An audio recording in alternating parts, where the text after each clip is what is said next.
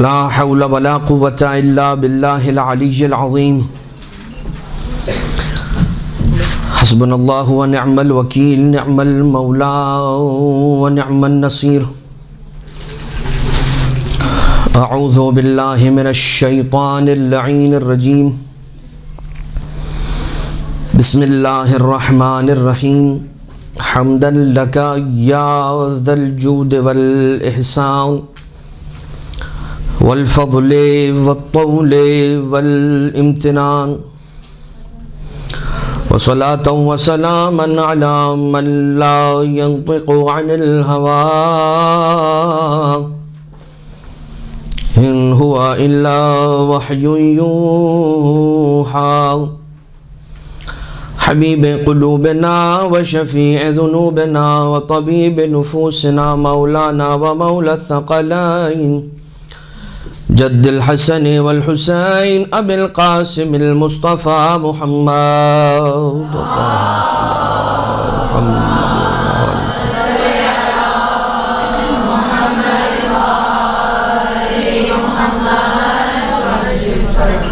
وعلى آله الذين أذهب الله عنهم الرجس وطهرهم تطهيرا اللهم صل على محمد وآل محمد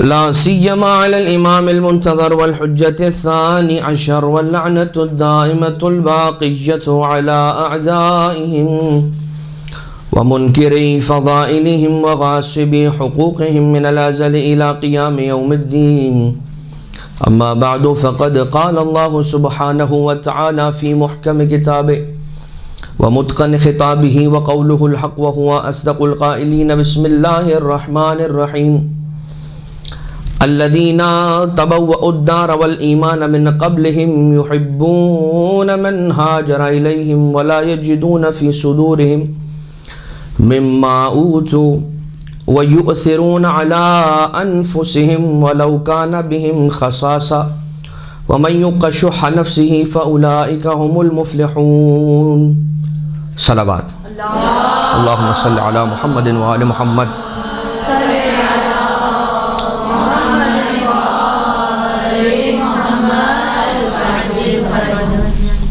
پروردگار عالم نے اپنے بندوں کو نعمت وجود سے سرفراز فرمایا اور بہت ساری ایسی خصوصیات صفات کیریکٹرسٹکس انسان کے اندر بائی ڈیفالٹ کہہ لیجئے بلٹ ان کہہ لیجئے رکھ دی ہیں اس کے اندر اور اسی چیز کو ہم اس کی فطرت کہتے ہیں انسان کو جس فطرت پر پروردگار عالم نے خلق فرمایا ہے اسے فطرت اللہ کہتے ہیں فطرت اللہ التی فطر الناس علیہا لا تبدیل لخلق اللہ پروردگار عالم کی خلق میں کوئی تبدیلی نہیں ہے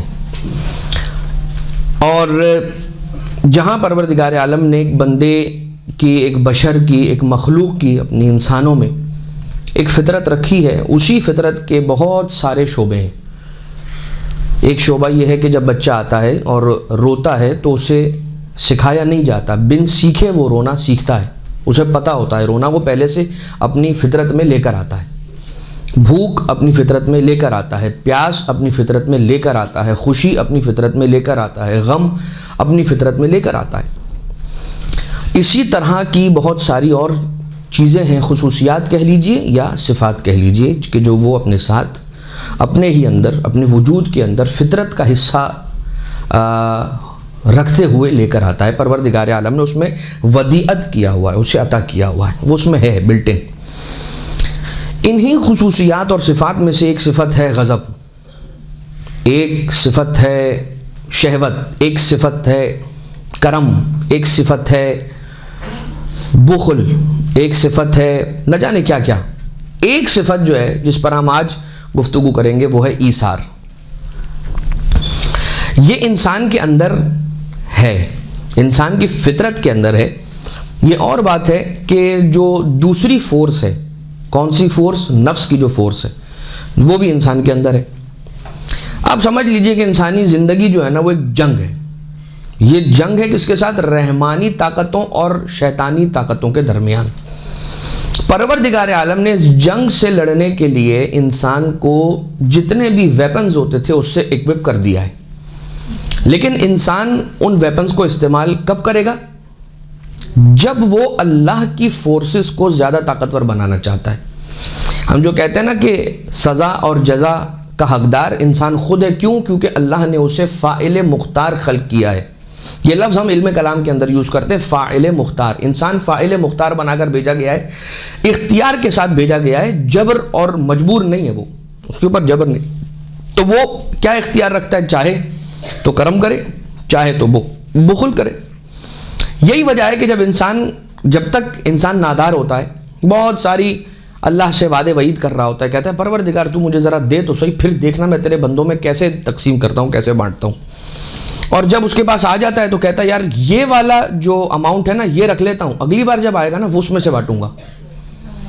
پھر انسان یہ وعدہ کرتا ہے کہ اب جو اگلی بار آئے گا اس میں سے بانٹوں گا، وہ جو اگلی بار والی جو کھیپ آتی ہے اس کے پاس، یا سیلری کی فارم میں آتی ہے یا کسی چیز کی بھی فارم میں اس کے پاس آ جاتی ہے، اسے پھر رکھ لیتا ہے سنبھال کر، اور کہتا ہے کہ اب اگلی بار جب اللہ تعالیٰ مجھے عطا کرے گا تو اس میں سے دے دوں گا، اور یہ چلتا رہتا ہے۔ یہ انسان کی زندگی کا ایک ایسا آن گوئنگ پروسیس ہے کہ میں صرف انفاق کے اعتبار سے نہیں کہہ رہا میں کہ انفاق کے اندر ایسا ہوتا ہے کہ جب انسان اللہ کی راہ میں کوئی مال خرچ کرنے کا ارادہ کرتا ہے تب اس طرح سے بیہیو کرتا ہے، نہیں، بلکہ اور بھی نیکیوں کے اعتبار سے ایسا ہوتا ہے کہ انسان کہتا ہے یار آج نماز شب پڑھنے کے لیے اٹھوں گا لیکن نہیں اٹھ پاتا۔ پھر کیا ہوتا ہے کہ کہتا ہے کل اٹھوں گا، پرسوں اٹھوں گا، ترسوں اٹھوں گا، ذرا ٹھنڈ کم ہو جائے پھر اٹھوں گا، گرمی کی راتوں میں اٹھوں گا، یہ تو جاڑے کی راتیں، لیکن نہیں، وہ کل کبھی نہیں آتی۔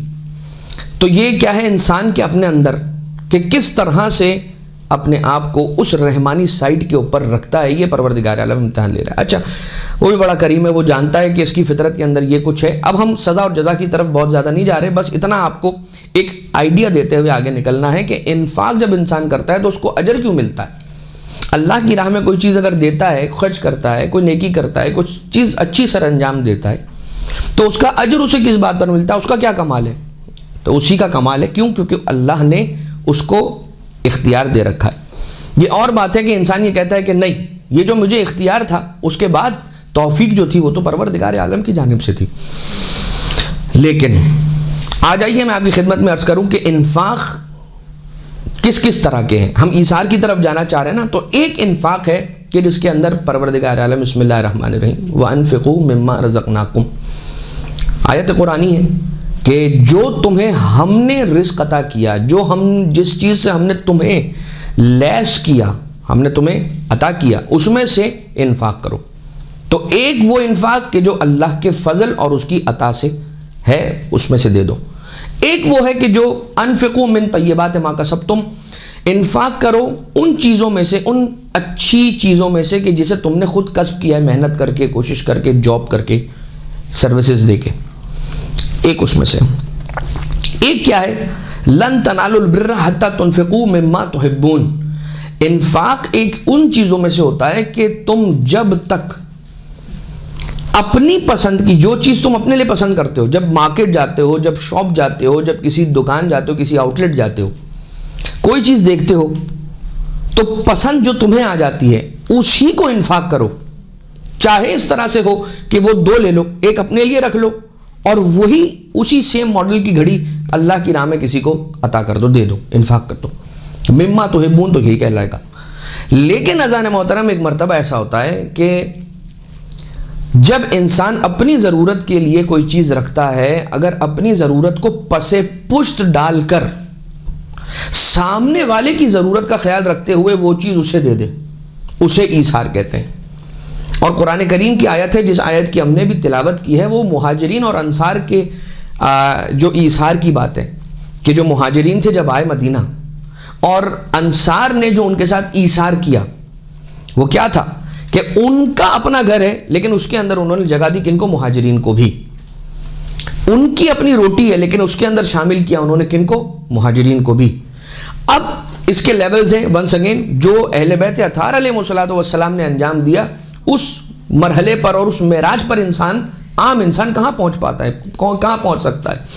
لیکن قرآن کریم کی آیت بسم اللہ الرحمن الرحیم وَيُؤْثِرُونَ عَلَىٰ أَنفُسِهِمْ لَوْ كَانَ بِهِمْ خَصَاصَةٌ، کہ اس بات کے باوجود بھی کہ وہ چیز ان سے مخصوص تھی، ان کی تھی، یؤثرون علی انفسہم، انہوں نے اپنے نفس کو پیچھے کر دیا، انہوں نے اپنے نفس کو مؤثر قرار دے دیا، اثر انداز کیا اپنے آپ کو اور پیچھے کیا، اور وہ چیز اٹھا کر کسی اور کو دے دی۔ اور جب ایثار اپنے کمال اور اپنی معراج کو اور اپنے عروج کو پہنچتا ہے نا، تو پھر آیتیں، کون سی آیت نازل ہوتی ہے؟ سورہ دہر کی جو آیتیں ہیں، پوری سورہ نازل ہوتی ہے۔ یہ صرف اور صرف اس کے مخصوص آیتیں نہیں ہیں، وہ پوری سورہ نازل ہوئی ہے جناب سیدہ سلام اللہ علیہ کی شان میں۔ اللہم صلی علی محمد و آل محمد۔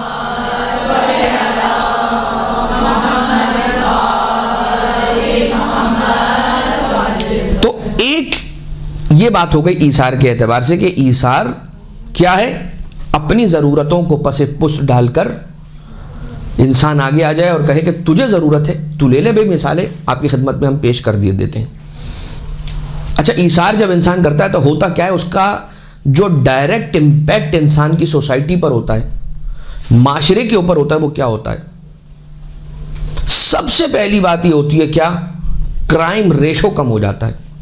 اچھا، اب یہ کوئی حدیث کے اندر آئی ہوئی باتیں نہیں ہیں، یہ خود ہمارا اپنا ایک ذاتی ایک ناقص انالائسس ہے جو ہم آپ کی خدمت میں عرض کر رہے ہیں کہ کرائم ریشو کم ہو جاتا ہے اگر کسی معاشرے کے اندر ایثار کی صفت پائی جاتی ہے، لوگوں کے اندر یہ حس ہے۔ ہمارے یہاں کیا ہے؟ الٹا ہے، میرے پاس میرا اپنا ہے، لیکن جب سامنے والے کے پاس کوئی چیز دیکھتا ہوں تو وہ بھی اس سے چھین کر اپنا حصہ بنانے کی کوشش میں لگا رہتا ہوں۔ میرے پاس ایک ہے، کوئی بھی چیز اب تصور کر لیجئے، میں جزئیات میں اور کیا کہتے ہیں سچویشنز میں نہیں جانا چاہتا، لیکن ہم یہ دیکھتے ہیں کہ میرے پاس وہ نعمت اللہ تعالیٰ کی عطا کردہ کہ جو میرے لیے کفایت کرتی ہے وہ ہے، لیکن پھر بھی جب وہ چیز میں سامنے والے کے پاس دیکھتا ہوں تو چاہتا ہوں کہ اس سے چھین کر اپنے پاس لے لوں، اسے اس نعمت سے محروم کر دوں۔ تو اگر کہیں پر ایثار ہوگا تو کرائم کے ریشوز کم ہو جائیں گے، محرومیت کا احساس لوگوں کے اندر کم ہو جائے گا، لوگ کمپلیکس کا شکار نہیں ہوں گے۔ خود آپ یہ دیکھ لیں اس معاشرے کے اندر، اور ایک ڈائریکٹ اس کا جو ایفیکٹ ہے وہ یہ ہے کہ بیگری کم ہو جائے گی، بھیک مانگنے والے لوگوں کی تعداد کم ہو جائے گی آٹومیٹکلی، ایثار جو ہے۔ پھر کیا ہوگا؟ مومنین کی آپس میں بانڈنگ مضبوط ہو جائے گی۔ ایک مومن دوسرے مومن کا جب خیال رکھے گا تو کیا آپ یہ سمجھتے ہیں کہ اگر آپ نے کسی کا خیال کرتے ہوئے ایک چھوٹی سی اس کے ساتھ نیکی کی تو وہ بھول جائے گا؟ ناممکن ہے، یہ بات یاد رکھیے گا۔ جس طرح سے آپ کسی کے ساتھ کوئی برائی کرتے ہیں وہ نہیں بھولتا، اسی طرح سے اگر آپ نے کسی کے مشکل وقت میں اس کے ساتھ اگر نیکی کر دی، یقین جانیے وہ نہیں بھولے گا، نہیں بھولے گا، نہیں بھولے گا، وہ یاد رکھتا ہے۔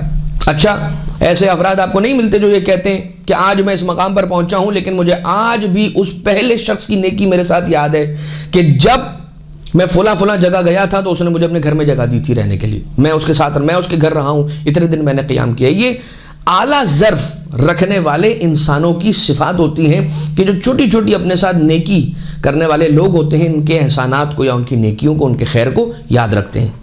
ٹھیک، پھر کیا ہوتی ہے؟ انسان کے اپنے مال میں برکت ہوتی ہے۔ آج کے اس دور کے اندر انسان کہتا ہے کہ یار میری اتنی سیلری، 1 لاکھ روپے کی سیلری ہے مگر کافی نہیں پڑتی۔ آپ کے پاس مال کی کثرت وہ برکت کا سبب نہیں ہوتی۔ برکت قلیل مال کے اندر بھی ہو سکتی ہے اور کثیر مال بھی انسان کے لیے کفایت کا باعث نہیں ہوگا اگر برکت نہیں ہوگی۔ ٹھیک، پھر کیا ہوگا؟ اگر آپ نے ایثار کی اس صفت کو اپنایا تو کیا ہوگا؟ آپ کا پورا معاشرہ اپلفٹ ہو جائے گا، اوپر آئے گا۔ جیسا کہ ہم نہیں کہتے مومن کا دوسرے مومن پر حق کیا ہے، کہ اگر ایمان کے ایک درجے کے اوپر مومن ہے اور وہ دیکھتا ہے کہ اس سے نچلے درجے پر کوئی مومن ہے تو اس کا ہاتھ تھام کر کم سے کم اس درجے پر لے آئے کہ جس درجے پر وہ اس وقت ہے وہ مومن، تو کیا ہوگا؟ اس نیکی کی وجہ سے، نہ وہ کسی مدرسے گیا ہے، نہ اس نے کوئی مجلس سنی ہے، نہ اس نے کوئی حدیث پڑھی ہے، کچھ نہیں کیا، اس نے کوئی خاص کام نہیں کیا، بس ایک کام کیا اس نے کہ جس ایمان کے ایک درجہ بلندی پر وہ تھا کہ اپنے سے نیچے والے درجے والے ایمان والے ایک مومن کو اٹھا کر اپنے ساتھ درجے پر لے آیا، اسے وہ چیز بتلا دی جو اسے نہیں پتا تھی دوسرے مومن کو، جو اس کے ایمان میں اضافے کا سبب بن گئی. بس اس کا یہ بات بتانا ہی اس کے ایمان کے درجے کے اندر اضافے کا سبب بن جائے گا. دا مومنٹ کہ وہ کسی اور مومن کے ایمان کے اضافے کا سبب بنتا ہے، پروردگار عالم خود اس مومن کے ایمان میں اضافہ کر دیا کرتا. اللہم صلی علی محمد و آل محمد.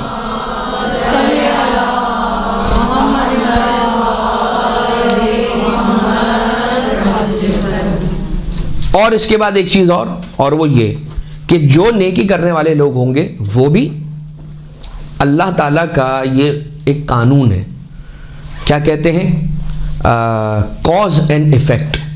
Cause and effect. کاز کیا ہے؟ کسی کے ساتھ ایثار کے ساتھ پیش آنا، انفاق کرنا، اس کا خیال رکھنا، اپنی ضرورتوں کو پس پشت ڈال کر اس کا خیال رکھنا، اپنی ضروریات کو چھوڑ کر. یعنی یہ نہیں کہا جا رہا کہ ہر چیز میں آپ ایسا کریں، نہیں، یہ نہیں کہا جا رہا، لیکن کبھی کبھار تو انسان کر سکتا ہے نا.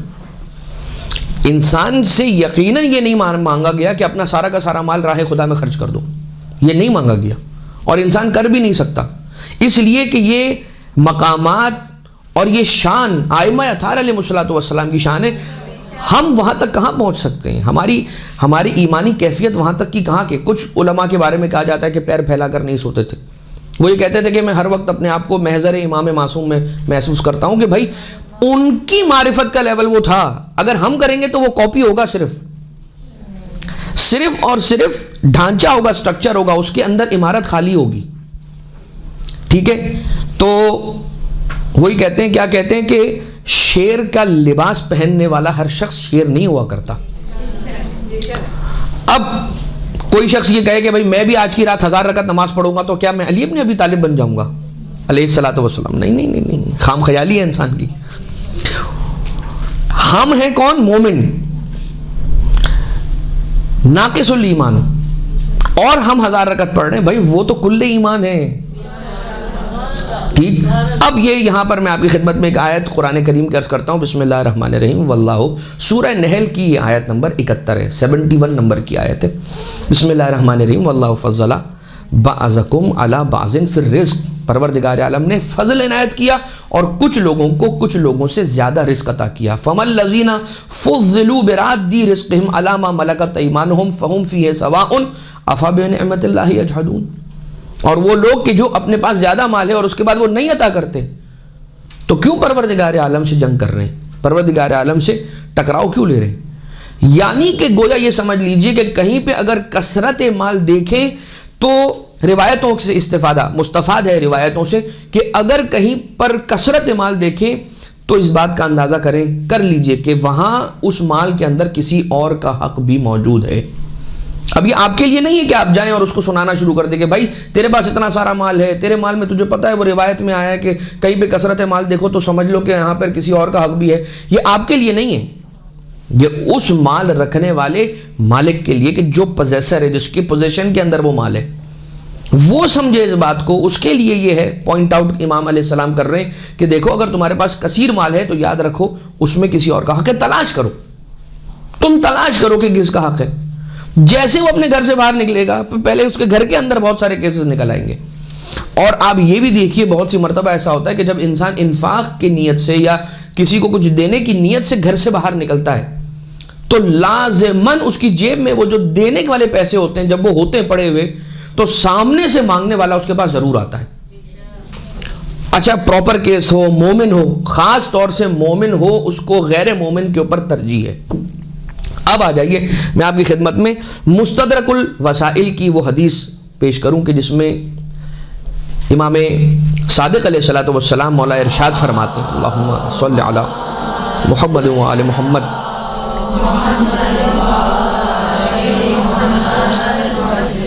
مومنین کون ہوتے؟ ہم البررۃ بالاخوان فی حال الیسر والعسر. مومن کون ہوتا ہے؟ آسانی اور مشکل، یعنی آسانی اور آسائش اور مصیبت دونوں ہی حالات کے اندر نیکی کرتا ہے اپنے مومن بھائیوں سے، والمؤثرون علی انفسہم، اور ایثار کرتے ہیں اپنے نفس پر، فی حال العسر کذالک وصفہم اللہ فقال ویؤثرون علی انفسہم ولو کان بہم خصاصہ۔ انہی لوگوں کی تو تعریف کرتے ہوئے پروردگار عالم نے قرآن کریم کی اس آیت کے اندر ارشاد فرمایا وَيُؤْثِرُونَ عَلَىٰ أَنفُسِهِمْ، اپنے نفسوں کو بھول جاتے ہیں، چھوڑ دیتے ہیں، بھول جاتے ہیں کہ مجھے بھوک لگی ہے، دروازہ کھٹکھٹاتے ہوئے مانگنے والے اس سائل کو اپنی حصے کی روٹیاں ساری دے دیتے ہیں۔ قرآن کریم کے اندر یہ ہم البررۃ بالاخوان فی حال اليسر والعسر، یسر میں آسانی میں، عسر میں پریشانی میں، آسانی میں پریشانی میں، دونوں حالتوں میں کیا کرتے ہیں؟ نیکی کرنا نہیں چھوڑتے، اخوان کے ساتھ، اپنے برادران کے ساتھ۔ ٹھیک، یہ ایک حدیث ہو گئی مولا چھٹے امام علیہ السلام کی، اور ایک حدیث ہے مولا امیر المومنین علیہ السلام کی کہ جنہوں نے عثمان ابن حنیف کو، کون تھے عثمان ابن حنیف؟ احسنتم، بصرہ کے گورنر تھے، بصرہ کے گورنر تھے، مولا کائنات علیہ الصلوۃ والسلام کی جانب سے معین تھے بصرہ کے اندر۔ عثمان ابن حنیف کو خط میں لکھا، اچھا یہ جو خطوط ہے نا، ایک چارٹر دیا ہے مولا نے کنہیں؟ مالک اشتر کو، ایک چارٹر دیا ہے جناب عثمان ابن حنیف کو، غالباً ایک چارٹر ابو ذر غفاری رضی اللہ تعالیٰ عنہ ان کو بھی دیا ہے۔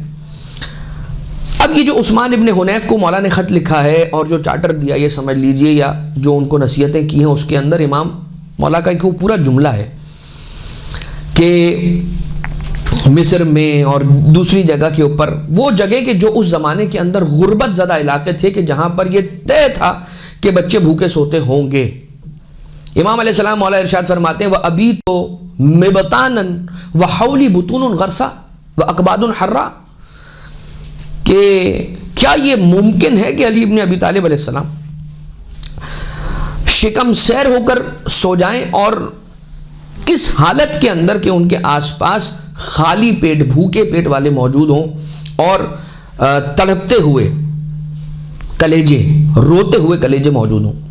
مولا کائنات علیہ السلام ارشاد فرماتے ہیں کہ یہ نہیں ہو سکتا، خود کو دوسروں کو خود پر ترجیح دینے والے مولا کائنات علیہ الصلوۃ والسلام یہ ارشاد فرما رہے ہیں کہ علی ابن ابی طالب علیہ الصلوۃ والسلام یہ نہیں ہونے دے سکتا۔ اچھا، اب مولا کائنات علیہ السلام کی بات کریں، جب اہل بیت اطہار علیہ الصلوۃ والسلام کی بات کریں گے ایثار کو لے کر، تو یہ وہ گھرانہ ہے کہ جس گھرانے نے بڑا فقر و فاقہ دیکھا ہے، بہت فقر و فاقہ دیکھا ہے۔ شہزادہ حسن اور حسین علیہ الصلوۃ والسلام بھوک کی وجہ سے، اللہم صلی علی محمد و آل محمد،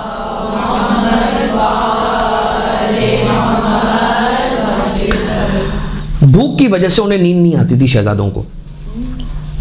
ٹھیک ہے، اب سوچئے ماں کا کیا عالم ہوگا، اور ماں بھی کون ہے؟ کائنات کی شہزادی، سارا نمک سارا پانی شہزادی کا مہر، ساری زمین بی بی کا مہر، جنت کی سردار بی بی ہیں، اور ان کے بچے بھوکے ہیں۔ یعنی یہ کیا ہے؟ یہ صبر ہے، اپنا اختیار وہاں پر استعمال نہیں کیا، چاہتے تو سب کچھ اختیار میں تھا، لیکن جانتے ہیں کہ پروردگار عالم کی خوشنودی اس میں ہے کہ ہم ان اختیارات کو اس وقت میں استعمال نہیں کریں۔ اللہ کی مرضیوں کو بھی تو جاننے والے ہیں نا، یہی تو ہستیاں ہیں نا کہ جانتی ہیں کہ پروردگار عالم کی کب کیا مرضی ہے، اس کی کیا مشیت ہے۔ یہاں تک کہ مولا کائنات علیہ الصلوۃ والسلام نے جب پوچھا ہے اور بی بی نے بتایا ہے تو مولا کائنات تشریف لے گئے، ایک درہم لیا، اور جب وہ درہم مولا کائنات علیہ السلام نے لیا ہے اور جا رہے ہیں گیہوں یا جو لے کر جا رہے ہیں، تشریف لے جا رہے ہیں گھر پر، تو راستے میں سخت دھوپ کا موقع ہے اور گرمی کی اس شدت کے اندر کن کو بیٹھا ہوا دیکھا؟ مقداد ابن اسود کو دیکھا۔ اب مولا کائنات علیہ السلام یہاں سے، تو ہمارا انداز ہے نا، ہم نے کسی کو دیکھا ہمارے گھر میں بھوکے، ہمارے گھر میں فاقہ ہے، اس وقت ہم نے اگر کسی کو مشکل میں دیکھا بھی نا تو ہم وہاں رکتے نہیں، ہم بریک نہیں مارتے، ادھر ہم سیدھا چل جاتے ہیں، بولتے ہیں یار ابھی اس نے اگر مجھ سے کچھ مانگ لیا تو میں تو نہیں دے سکوں گا۔ اور ایسے وقت پر تو امتحان زیادہ ہوتا ہے انسان کا۔ مولا کائنات گئے، مقداد سے پوچھا کیا ہوا؟ مولا 3 دن سے بھوکا ہوں۔ کہا یہ لے لو، جاؤ جا کے کھا لو۔ تو مولا آپ اپنے لیے لے جا رہے ہیں گھر پر، اور میں جانتا ہوں آپ کے گھر کی حالت، کہا کہ نہیں مقداد، ہم 2 دن سے ہمارے گھر میں فاقہ ہے، تمہارے یہاں 3 دن سے فاقہ ہے، تم زیادہ ضرورت مند ہو، تم لے جاؤ۔ اہل بیت اطہار کے گھر میں 2 دن سے فاقہ ہے، مقداد کے گھر میں 3 دن سے فاقہ ہے، فاقہ دونوں جگہ ہے۔ مولا کائنات نے کہا مقداد تم زیادہ حقدار ہو، لے جاؤ۔ کیا کمال کا ایثار ہے! نہیں پہنچ سکتا انسان اس معراج پر، نہیں اس مقام تک نہیں پہنچ سکتے، لیکن اگر اس مقام کو دیکھ لیا ہے تو بہت نیچے آ کر جو چھوٹا سا لیول ہے اس کو تو ہم انجام دے ہی سکتے ہیں نا۔ اب جب گھر پہ مولا کائنات علیہ السلام نے دے دیا، ذرا سنیے گا پورا واقعہ ہے، میں آپ کی خدمت میں عرض کرنا چاہتا ہوں، اور اسی سے ہمیں وہ طاقت ملے گی کہ اپنی زندگی میں ہم ایثار لے کر آ سکیں۔ جب ہم یہ مثالیں دیکھتے ہیں نا تو پھر ہم یہ کہتے ہیں کہ یار یہ 100% ہے تو ہم 10% تو اس کا کر سکتے ہیں نا، ہم کوشش کر سکتے ہیں۔ مولا کائنات علیہ السلام اب گھر نہیں گئے، مولا کہاں تشریف لے کر آئے؟ مولا آئے مدینہ کی مسجد میں۔ اب مدینہ کی مسجد میں ہوا یہ کہ کوئی بڑے میرے خیال سے شام کے علاقے سے کوئی ایک شخص رسالت مآب کے لیے انتہائی مہنگی چادر کا ٹکڑا لے کر آیا ہے رسول کو گفٹ دینے کے لیے۔ وہ رسول کو گفٹ دے کر چلا گیا اور رسول نے فرمایا کہ یہ چادر کا ٹکڑا آج میں اسے دوں گا کہ جس کو اللہ اور اس کا رسول چاہتا ہے، اور جو اللہ اور رسول کو چاہتا ہے، یعنی جو اللہ اور رسول کا محبوب بھی ہے اور ان کا محب بھی ہے، اسے دوں گا آج۔ اور جیسے ہی رسول نے یہ صفت بیان کی تو سارے کے سارے اصحاب جو ہے نا وہ اپنے اپنے چہرے اٹھا کر رسول کو دیکھنے لگے۔ اور رسول، اب ذرا سنیے گا، یہ سینیریو میں آپ کی خدمت میں پیش کر رہا ہوں تاکہ اندازہ ہو سکے کہ کون تھا کہ جو رسول سے، اولاد رسول سے، علی سے، اولاد علی سے پیار کرنے والے لوگ تھے اور اسی مجمع میں ان سے بغض رکھنے والے بھی تھے۔ تو ایک مرتبہ رسول نے جب دیکھا نا سارے اپنے چہرے اوپر کر رہے ہیں، رسول نے کہا بھائی مجھے علی کا بتاؤ، علی کہاں ہے؟ یعنی تم یہ تصور بھی نہیں کرنا کہ جو میں نے کہا ہے نا کہ جو اللہ اور اس کے رسول کا محبوب بھی ہے، محب بھی ہے، اس کا تمہارے ذہن میں تصور بھی نہ آنے پائے کہ وہ تم ہو۔ وہ تصور آنے بھی نہیں دیا، رسول نے روک دیا اور کہہ دیا علی کہاں ہے؟ علی کو لے کر آؤ۔ جیسے یہ جملہ سنا عمار دوڑے، عمار دوڑے علی کو بلانے کے لیے۔ ایسا لگتا ہے کہ جیسے عمار انتظار میں تھے کہ علی کا نام سنوں، رسول کی اجازت ملے اور جا کر میں علی کو بلا کر لے کر اللہم صلی علی محمد و آل محمد۔ دوڑ کر گئے، مولا کو بلایا، مولا تشریف لائے، اور جب آئے ہیں تو رسول نے وہ چادر علی کو سپرد کی۔ علی نے بازار میں لے جا کر بیچی، 3000 دینار ملے۔ جب یہ 3000 دینار ملے، مولا کائنات علیہ السلام نے وہ عمار کے ساتھ گئے اور 3000 دینار لوگوں میں انفاق کر دیے، لوگوں میں تقسیم کر دیے مولا کائنات نے۔ اب جب تقسیم کر کے واپس آ رہے تھے رسول اکرم نظر آئے اور رسول نے کہا یا علی آج تو ہماری دعوت تمہارے گھر بنتی ہے، اس لیے کہ آج آپ کو بیچ کے 3000 دینار ملے۔ رسول کو نہیں کہا یا رسول اللہ میں اس وقت سب کچھ بانٹ کے آ گیا ہوں، آپ کیا بات کر رہے ہیں، تو سب کچھ بیٹ دیا، میرے جیب میں تھوڑی کچھ آیا ہے، نہیں بولا۔ یہ علی ابن ابی طالب علیہ السلام، مولا کائنات، امیر ممکنات، حلال مشکلات،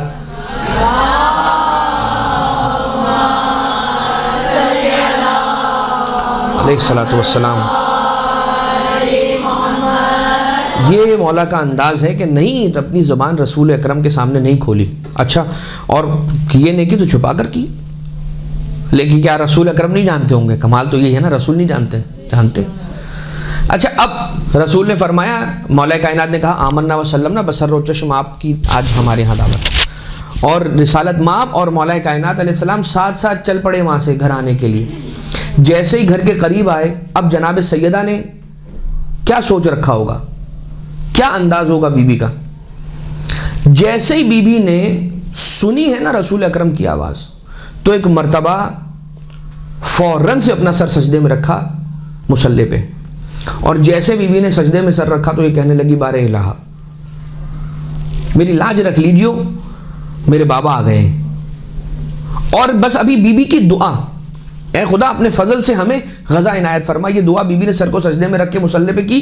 ابھی دعا مکمل نہیں ہوئی تھی، بی بی فرماتی ہے مجھے غزہ کی خوشبو میرے مشام میں محسوس ہوئی۔ اور جیسے رسول آئے تو بی بی اپنے حجرے سے وہ تشت لے کر غذا کا اپنے بابا کی خدمت میں آئی ہیں اور رکھا اسے، اور جیسے ہی غذا کو رکھا ہے اور ایک نوالا رسول اکرم نے چکھا ہے تو مولا کائنات علیہ الصلوۃ والسلام سے کہنے لگے اے ابو الحسن، اس میں سے مشک اور عنبر کی خوشبو آ رہی ہے، یہ تم نے 3000 دینار جو تمہیں ملے تھے اس سے تو نہیں خریدا ہے نا؟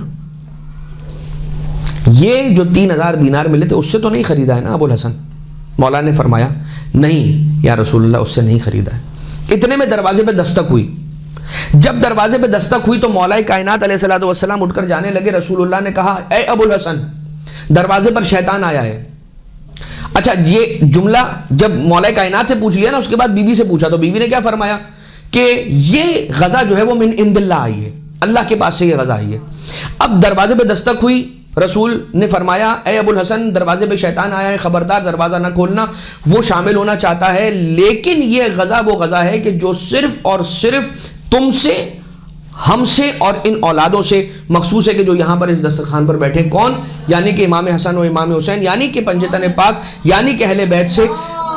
خبردار، اللہم صلی علی محمد و آل محمد، رسول کی غذا میں شریک، ہماری غذا میں شریک نہ ہونے پائے۔ نتیجہ کیا ہے؟ سمجھنے کی بات، فہم روایت کیا ہے؟ فہم روایت یہ بھائی، جو رسول کی، اولاد رسول کی، جو رسول کی غذا میں شامل نہ ہو سکتا ہو، وہ رسول کے منبر میں اور رسول کے منصب میں کہاں سے شامل ہو سکتا ہے؟ یہ تو یہ کیا واقعہ تھا؟ یہ یوں تھا۔ اچھا، یہ ایک واقعہ ہو گیا۔ ایک واقعہ ابو سعید خدری یا ابو سعید خدری کون کی جو راوی ہیں ان سے ملتا ہے کہ ایک دن مولا کائنات علیہ السلام جناب خدیجہ طاہرہ، جناب سیدہ سلام اللہ علیہ سے کہتے کچھ کھانے کے لیے ہو، فرمایا کہ ہمارے گھر میں فاقہ ہے، اور اس کے بعد کہا کہ اے رسول کی بیٹی، آپ نے کیوں نہیں بتایا؟ فرمایا انی لاستحی من الہی ان تکلف نفسک ما لا تقدر علیہ، کہ میں شرما رہی تھی، مجھے حیا آ رہی تھی کہ میں آپ سے کہتی کہ کہیں آپ اس تکلیف، اس زحمت میں نہ پڑ جاتے کہ جو آپ کے لیے بہت گراں ہوتی۔ اب اپنے سے زیادہ دوسروں کا خیال کرنا، ایثار، وہ واقعہ آپ کو یاد ہے؟ میں اس واقعے کو مکمل نہیں کروں گا، صرف اشارہ دے کر آگے بڑھ جاؤں گا۔ مولا حسن مجتبیٰ علیہ السلام بیٹھے ہوئے ہیں، والدہ کو دیکھا مصلی پر ہیں، ساری رات گزر گئی دعا کرتے ہوئے، مناجات کرتے ہوئے، مگر ساری رات پڑوسیوں کا کبھی نام لے رہی ہیں، کبھی دوسرے مومنین کا نام لے رہی ہیں، کبھی مومنات کا نام لے رہی ہیں۔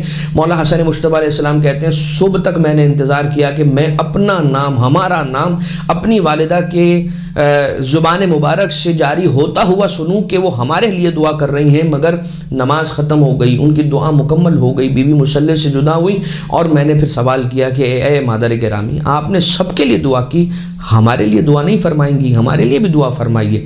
جناب سیدہ نے فرمایا الجار ثم الدار، کہ پہلے دوسروں کے حق میں دعا ہوگی، پھر تمہارے حق میں دعا ہوگی۔ کیا روایت ہے سنیں گے آپ؟ جو شخص اپنے گھر سے دوسرے برادر مومن کی مدد کے لیے، اس کی قضاء حاجت کے لیے، اس کی حاجت روائی کے لیے نکلتا ہے، تو اس کی حاجت روائی بعد میں کر پاتا ہے، پہلے پروردگار عالم لکھ دیتا ہے کہ اس کی فلاں فلاں حاجتوں کو میں نے پورا کیا، میں نے اسے عطا کر دیا۔ اب آ جائیے ایثار کا ایک اور نمونہ، ایسا نمونہ کہ جو آپ نہیں بھولیں گے انشاءاللہ، اس لیے کہ اس کے پیچھے مولا امام سید سجاد علیہ الصلوۃ والسلام کی روایت ہے، اس روایت سے میں آپ کی خدمت میں عرض کر رہا ہوں۔